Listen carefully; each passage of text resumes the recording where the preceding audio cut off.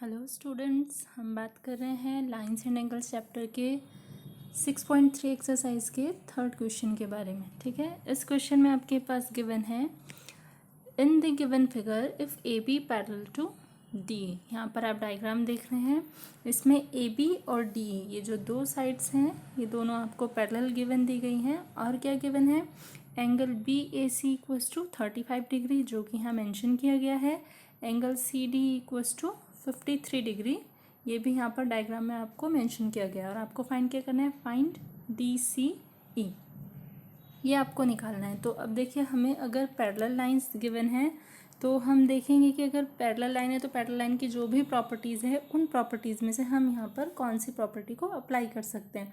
तो हम डायग्राम अगर देखें तो A B D E parallel है। यहाँ पर ये जो ए ई लाइन हमें दिखाई दे रही है, ये वाली लाइन ये ट्रांसवर्सल लाइन हुई।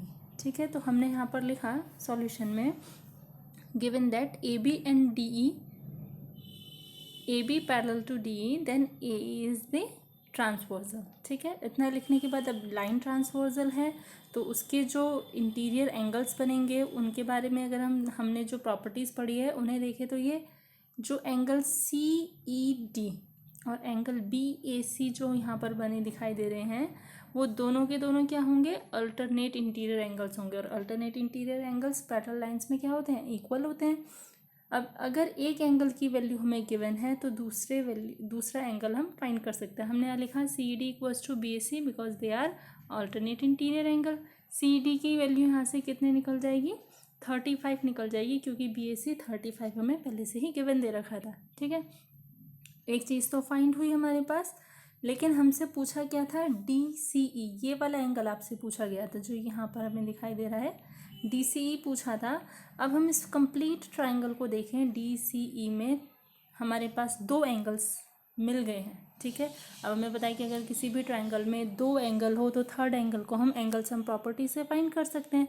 तो वही चीज़ हमने यहाँ पर अप्लाई करी in triangle D C E, angle D C E plus C D E plus C D equals to 180 degree, reason दिया बाय एंगल सम प्रॉपर्टी। ठीक है, फिर आ गया डी सी ई, सी डी ई की जगह 53 डाल दिया जो कि पहले से ही गिवन था। एंगल सी ई डी जो कि हमने अभी फाइंड किया है उसकी जगह हमने 35 डाल दिया और इक्वल्स टू में 180 ऐसे ही रहा।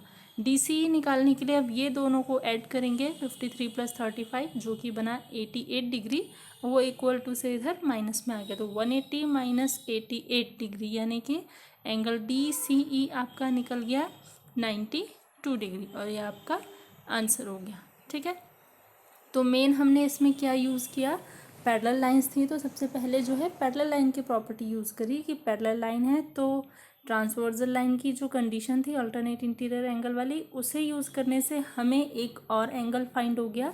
अब उसके बाद हमने simple angle sum property use करी जो हम बहुत पहले से करते आ रहे हैं, उसका अप्लाई करके हमने जो हमसे एंगल पूछा गया था उसकी वैल्यू निकाल ली। ठीक है, तो इस टाइप से आपका ये थर्ड क्वेश्चन कंप्लीट हो गया।